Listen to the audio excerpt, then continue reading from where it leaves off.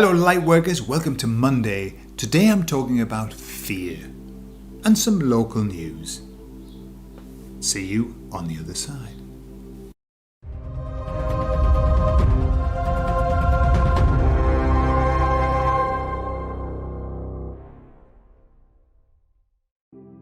So I don't know if you've been watching what's happening in London repeatedly, over and over again.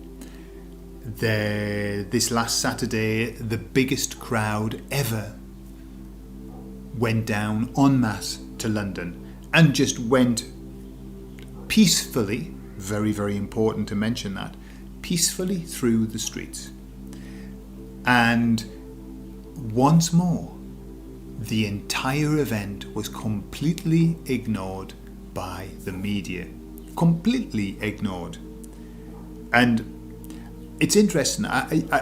My question is, I wonder how long it's going to be before they're going to have to give it some attention. The reason is the last time, I think, what they're starting to do is starting to invade, like they did in Manchester, invade shopping centres.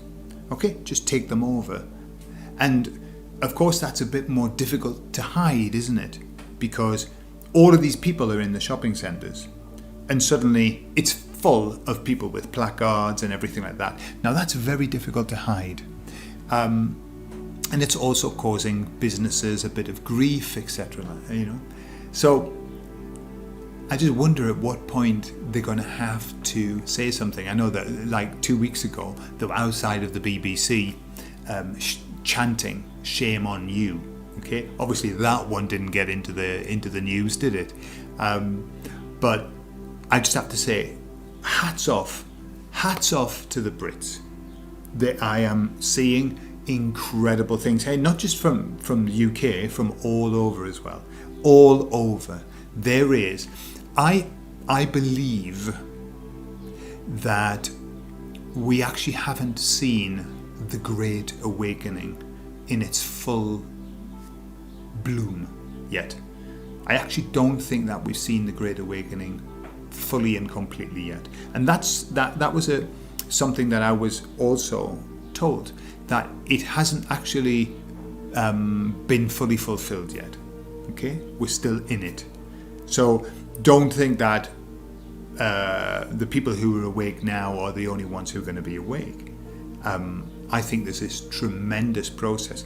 Just imagine that you are in London shopping, and imagine, or you're in London on a bus or in a car, and then suddenly 1 million people walk past your car with placards, happy, dancing, hugging, kissing, smiling.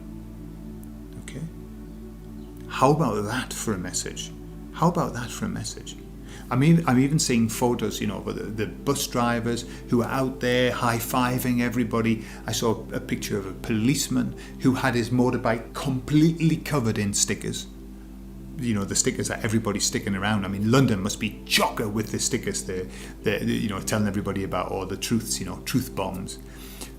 And he was completely covered. His bike was completely covered in stickers, and yet he was smiling. And what I took from that was this: when you see these people getting together, there's such joy. The joy of actually being together, united, with one common goal. That the energy that surrounds these people, and trust when I say that manifestation of energy is changing the world. It doesn't matter that the news doesn't report on it. That's not its purpose. It really isn't. All the news does is distort it and deride it. But actually the energy that comes from all of those people getting together with one intent, it's the 100th monkey effect, which is it changes the world, it changes the people around. And you can see that. You can see that. Now that where that's going to end, I don't know. But boy, are we on a good track. Are we on a wonderful track? It just, I don't know how you're feeling at the moment, but I'm feeling extremely upbeat. I'm feeling extremely excited. I've got lots of energy, and I'm aware that all over the world, bizarre things are happening. Strange things are happening. Things that make me think that, right, we're on a good track. Everything's being guided. And I believe that we're being guided. This is a process that is already planned. It's been planned for a long time, and we are just there. We are here to witness this process happening. Okay, so stay calm, and just let it play itself out, and take care of yourself at the same time. Okay, but boy, what moments we're living. I'm going to be talking about this for centuries. Right, so let's talk about fear. Now, I'm going to give you the cliche of the cliches, which is fear stands for false expectations appearing real. False expectations appearing real. And nothing could be more true than the fear that has been sown and sold to mankind over the last 15 months. False expectations appearing real. Or should we say, false expectations appearing on the television. Yeah? And so that's what mankind has been subjected to. Okay?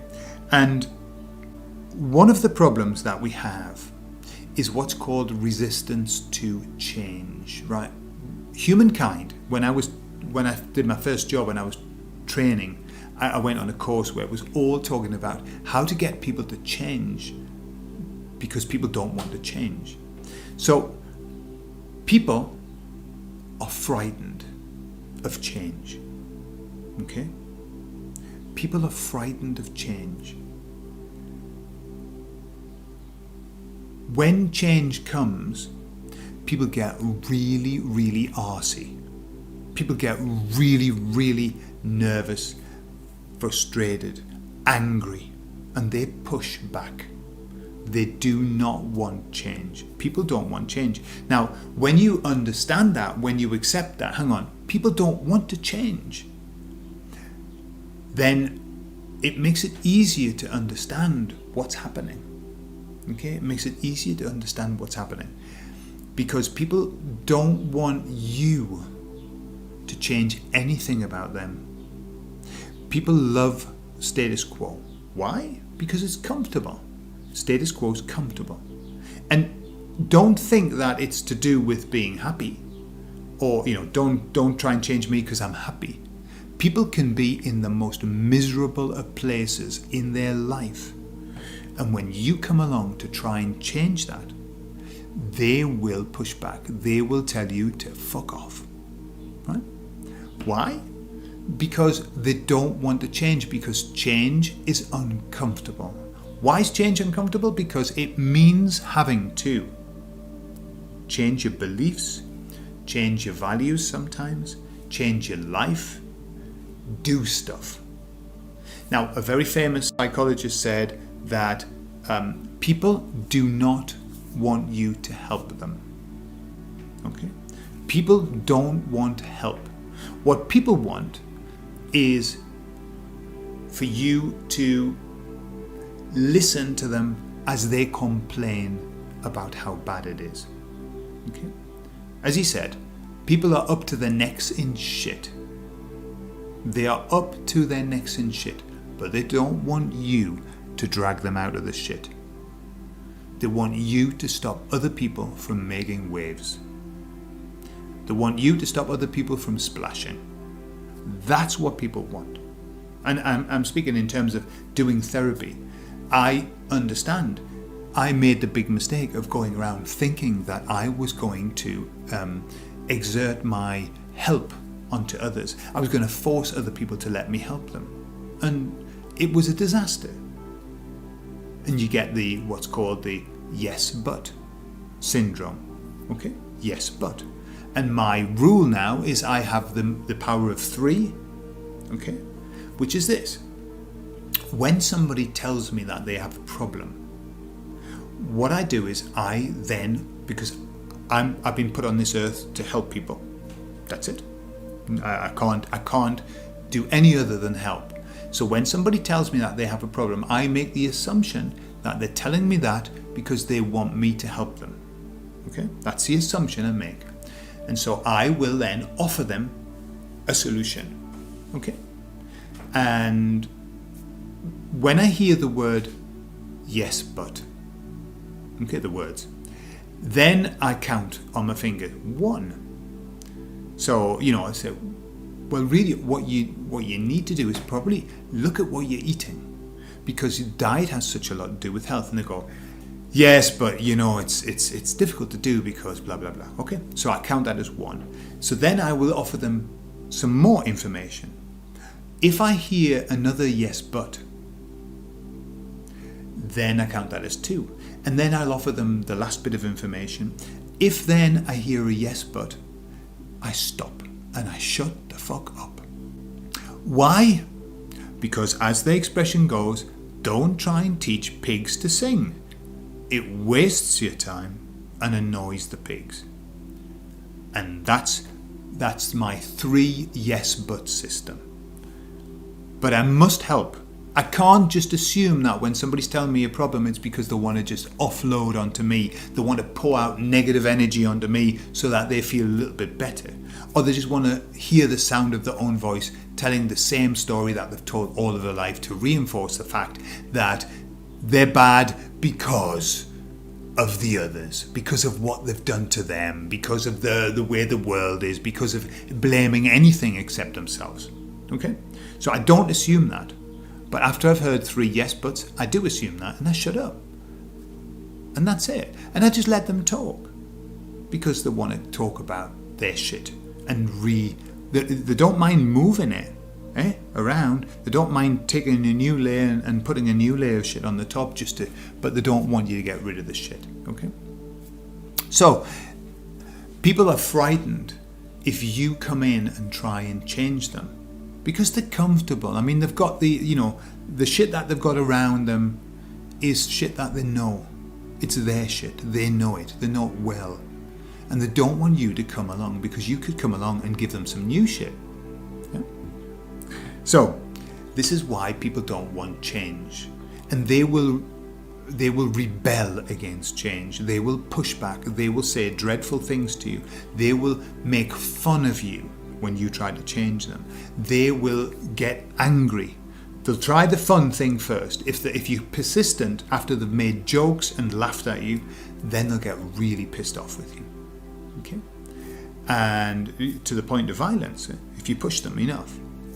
So we've got to use a little bit of judgment, good judgment here. And we're not going to try and change people who don't want to change. Why? It wastes your time and annoys the pigs. Okay? And it doesn't mean, I'm not saying that they're pigs, if you know what I mean. It's a metaphor. We could use any animal. But it still wastes your time and it annoys them. Okay? So don't do it. And understand that people don't want to change because they're frightened. People don't want to change because they're frightened. And what are they frightened of? Change. It's this awful loop that never goes away. I'm frightened of change. Why? Because change is frightening. Okay? So, the people who wake up, the people who are waking up, are forced to change. And that can be very overwhelming for them. It can be an extremely overwhelming thing because you have to change everything. I recall when we discovered our first bit of information about the conspiracy world, we had to rethink everything. If they are able to lie to us about this, what else are they able to lie to us about? And then you have to make the assumption that if they're lying to us about this, they're lying to us about everything. That's probably a great place to be, actually. But there's a very high price to it, which is, and now my whole life has changed. My whole life has been turned upside down. But change is the best thing that can ever happen to us. Nothing has ever come about of value without change. Nothing. Nothing, nothing, nothing. You know, I'm sure the candle makers were very, very angry when the light bulb came about. And I bet they pushed back. But change brings about newness and brings about good things. Okay? Change for the better, obviously. But even it's difficult to know what is change for the better until you've been through it and you look back. Because sometimes change is so awesomely horrible, it's so upsetting, it's so drastic, that at the time you think this has changed for the worst. Okay? And yet it isn't. Quite often when you look back, you realise that was probably the most cathartic moment in your life, when everything was taken away from you, when everything changed, when nothing was the same. So our job now, especially where we are, is to embrace change. Our job is to celebrate change. Celebrate that things aren't the same. I was just talking with Cynthia about the last 15 months, and I said to her, do you know what? I now, looking back across the 15 months, I believe that they have been the best 15 months of our life. And I mean that genuinely. They have been the best 15 months of our life. And when I look at what has happened, we've always wanted to be independent from the cult of society, always wanted to be separate.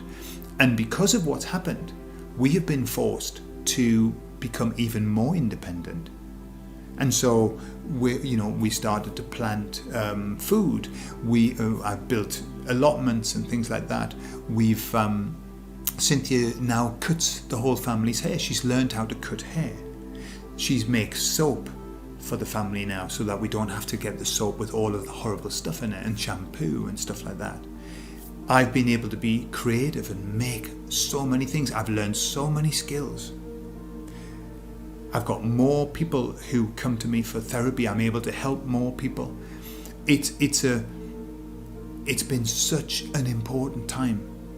And I think we are going to look back on this time as the pivotal moment in our life in terms of moving to better. Okay?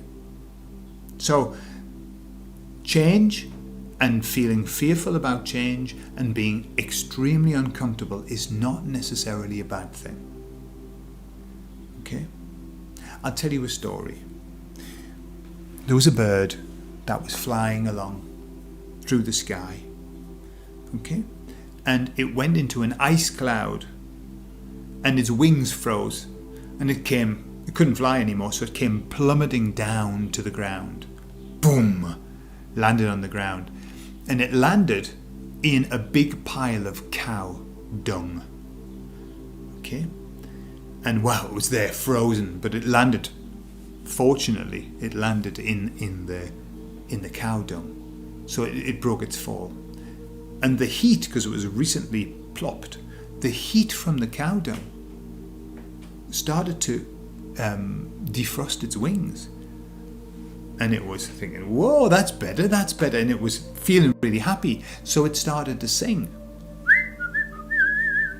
And its song attracted the local cat, who came along and grabbed it and ate it. Okay? So that's a story. Now, this story has various morals. And the morals of the story go like this. Somebody who puts you into the shit isn't necessarily doing you a bad turn. Somebody who drags you out of the shit isn't necessarily doing you a good turn. And if you're in the shit and you're happy, don't whistle about it. So, change is wonderful. Change, even bad change, is wonderful. Don't be frightened of it. Embrace it. And you know the best change, I'll leave you with this, the most fantastic change that can ever happen is what I call organic change. It's the change that happens when you don't even know that it's happening. When you have to put zero effort into changing, and it happens. Has that ever happened to you? Are you aware of any change that happened and you didn't even realise until after? That's the best change. That's the change when somebody finds out that they watch something and find out that they could have a problem from smoking, like a serious problem, but it's something that impacts them. And in that moment, they stop smoking. That day, that moment. And they never ever think about cigarettes again. The person who drinks far too much and then one day something happens and it shocks them so much that they stop drinking and they never think about alcohol again. The person who realizes finally how important that they are, they realize that they actually can love themselves again. And in that moment, they stop abusing the body. They stop stuffing crap into the face. And suddenly they lose weight and they become healthy. And they don't have to put any effort into it at all. That change comes about through a paradigm shift. It's through what's called a reframe. It's through changing everything and looking at it from a new place. That is organic change. That's the easy change. That's a change where it comes about by us working on ourselves and letting the change happen.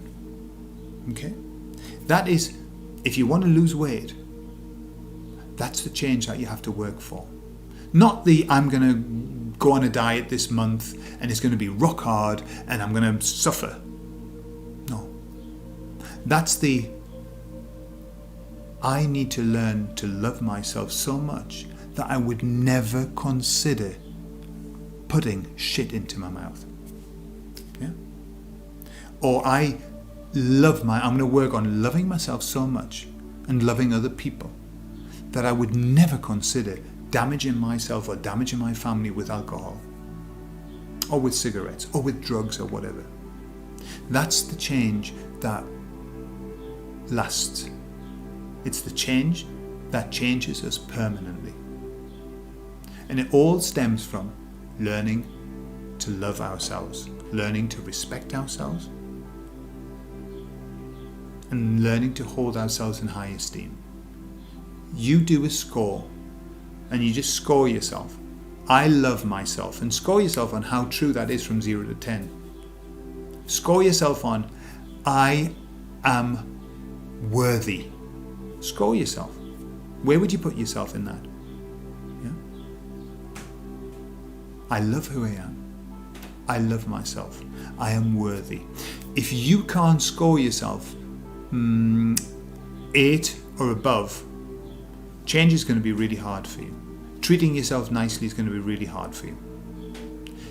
But if you can work on yourself and understand that you are all you've got, you're the only person. There's only ever been you. And so if you aren't able to love yourself, then who else is there to love? You can't love anybody else unless you love yourself properly. You can give love. You can be nice. You can take care of other people. But you can't love anybody until you love yourself. And when you do love yourself, everything changes. And you will only do the best for yourself. Sometimes you'll make mistakes, but the intention will always be to do the best. And you'll stop doing anything that damages the person that you love. Just as you wouldn't stick a knife into somebody that you love, would you? You wouldn't damage on purpose somebody that you love. So how on earth could you damage yourself if you love yourself? So that's something to think about, isn't it? Okay, I'll leave you. Enjoy your week, and I'll see you on Friday. Keep putting the lights on people's paths. That's our job. Be the lighthouse. Not the boat bobbing up and down. Be the lighthouse.